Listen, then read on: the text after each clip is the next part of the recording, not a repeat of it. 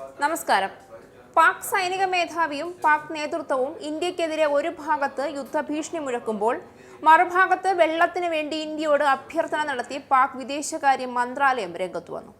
പാകിസ്ഥാൻ ഭരണകൂടം ചെയ്യുന്ന ക്രൂരതയ്ക്ക് അവിടുത്തെ കുട്ടികളും സ്ത്രീകളും ഉൾപ്പെടുന്ന ഒരു വലിയ കൂട്ടത്തെ ബലിയാടാക്കാൻ ഇന്ത്യ ആഗ്രഹിച്ചിരുന്നില്ല. ഇതുകൊണ്ട് തന്നെയാണ് പലപ്പോഴും കടുത്ത നടപടികൾക്ക് ഇന്ത്യ തയ്യാറാകാതിരുന്നത്.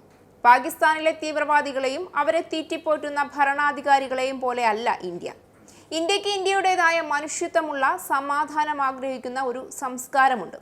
ഋഷിമാരിൽ നിന്ന് പകർന്നു കിട്ടിയ ആർഷഭാരത സംസ്കാരം കാത്തു സൂക്ഷിക്കുന്ന ഇന്ത്യക്ക് കൊല്ലുന്നതും കൊല്ലിക്കുന്നതും പാപം തന്നെയാണ്. എന്നാൽ ഇങ്ങോട്ടടിച്ചാൽ മറുകരണം കൂടി കാണിച്ചു കൊടുക്കാൻ പറയുന്ന അത്രയും ഹൃദയവിശാലത പുതിയ തലമുറയ്ക്കില്ല എന്ന് കുറഞ്ഞ പക്ഷം ഇനിയെങ്കിലും പാകിസ്ഥാൻ മനസ്സിലാക്കിയാൽ ചെയ്ത പാപത്തിന്റെ ഫലമാണ് പാകിസ്ഥാൻ അനുഭവിക്കുന്നത് എന്നെങ്കിലും മനസ്സിലാകും. എന്നാൽ അപ്പോഴും അഹന്തയ്ക്ക് കൊല്ലാനുള്ള മനസ്സിന് ഒരു കുറവുമില്ല എന്ന് പാകിസ്ഥാന്റെ സൈനിക മേധാവിയുടെ വാക്കുകൾ കേട്ടാൽ ഉറപ്പാകും. അതേസമയം പാകിസ്ഥാൻ സൈനിക മേധാവിയുടെ വാക്കുകൾ പോലും തള്ളിക്കളഞ്ഞുകൊണ്ട് ഇന്ത്യയുടെ കാലു പിടിച്ച് യാചിച്ചിരിക്കുകയാണ് പാകിസ്ഥാൻ ഭരണകൂടം. പഹൽഗാമിൽ 26 പേരെ കൊലപ്പെടുത്തിയ ഭീകരാക്രമണത്തിന് പിന്നാലെ ഇന്ത്യ സിന്ധു നദീജല കരാർ റദ്ദാക്കിയിരുന്നു. കരാർ പുനരാരംഭിക്കണമെന്നാണ് പാക് വിദേശകാര്യ മന്ത്രാലയത്തിന്റെ അഭ്യർത്ഥന. പാക് സൈനിക മേധാവി അസീം മുനീറും പാക് മുൻ വിദേശകാര്യ മന്ത്രി ബിലാവൽ ഭൂട്ടോയും ഇന്ത്യക്കെതിരെ യുദ്ധഭീഷണി മുഴക്കിയിരുന്നു. ഇതിനിടെയാണ് സിന്ധു നദീജല കരാർ പൂർണ്ണമായും നടപ്പിലാക്കാൻ പ്രതിജ്ഞാബദ്ധരാണെന്നും ഇന്ത്യ നിർത്തിവെച്ച കരാർ പുനരാരംഭിക്കണമെന്നും പാകിസ്ഥാൻ ആവശ്യപ്പെട്ടത്. സിന്ധു നദീജല കരാറുമായി ബന്ധപ്പെട്ട് ഓഗസ്റ്റ് 8 വന്ന തർക്കപരിഹാര കോടതിയുടെ വ്യാഖ്യാനം സ്വാഗതം ചെയ്യുന്നുവെന്നും ഇതിന്റെ പശ്ചാത്തലത്തിൽ കരാർ സാധാരണ നിലയിൽ ഉടൻ പുനരാരംഭിക്കണമെന്ന് ഇന്ത്യയോട് അഭ്യർത്ഥിക്കുന്നതായുമാണ് പാക് വിദേശകാര്യ മന്ത്രാലയം പ്രസ്താവനയിൽ പറയുന്നത്.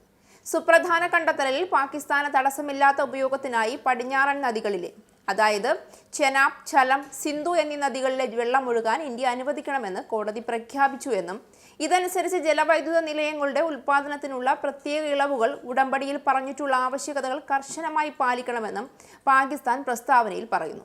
പ്രധാനമന്ത്രി നരേന്ദ്രമോദിയുടെ നേതൃത്വത്തിലുള്ള ഇന്ത്യൻ സർക്കാർ പാകിസ്ഥാന് കനത്ത നാശനഷ്ടമാണ് വരുത്തിവെച്ചതെന്നും ഇതിനെതിരെ എല്ലാ പാകിസ്ഥാനികളും ഒന്നിക്കണമെന്നുമായിരുന്നു പാക് മുൻ വിദേശകാര്യമന്ത്രി ബിലാവൽ ഭൂട്ടോയുടെ ആഹ്വാനം.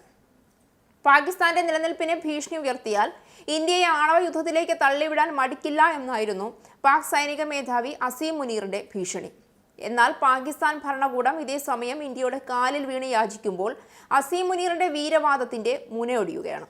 യുദ്ധം ചെയ്യാനിറങ്ങി പുറപ്പെട്ടാൽ അവസാന തുള്ളി നീര് മരിക്കും മുൻപ് തൊണ്ടയിൽ ഇറ്റിക്കാൻ പോലും ഇന്ത്യയിൽ നിന്ന് ഇരന്നു വാങ്ങണം. അപ്പോഴാണ് ഇന്ത്യയെ തിന്നുമെന്ന ഭീഷണി. ഇനി എന്തൊക്കെ വെല്ലുവിളി നടത്തിയാലും ശരി, ഒരു തുള്ളി വെള്ളം പോലും വിട്ടുകൊടുക്കില്ല എന്ന് തന്നെയാണ് മോദിയുടെ തീരുമാനം. ഒരു തെറ്റും ചെയ്യാത്ത 26 മനുഷ്യരെ നിഷ്കരുണം വെടിവെച്ചു കൊന്നപ്പോൾ അവർക്ക് അവസാനമായ ഒരു തുള്ളി വെള്ളം കുടിക്കാനുള്ള, അവരുടെ പ്രിയപ്പെട്ടവർക്ക് അവരുടെ നാവിൽ ഒരു തുള്ളി നീരിറ്റിച്ചു കൊടുക്കാനുള്ള അവസാന അവസരം കൂടിയല്ലേ പാകിസ്ഥാൻ നിഷേധിച്ചത്? അപ്പോൾ പിന്നെ പാകിസ്ഥാനികളും വെള്ളം കുടിക്കേണ്ട എന്ന് മോദി തീരുമാനിക്കുന്നതിൽ തെറ്റില്ല.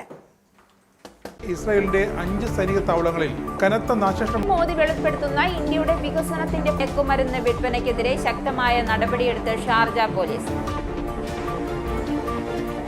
അമേരിക്കയിലെ സാധാരണ മനുഷ്യരോട് കൂടിയാണ് കോൺഗ്രസിനുള്ളിൽ പങ്കുവയ്ക്കാൻ ഓപ്പറേഷൻ സിന്ദൂറിൽ ഉപയോഗിച്ച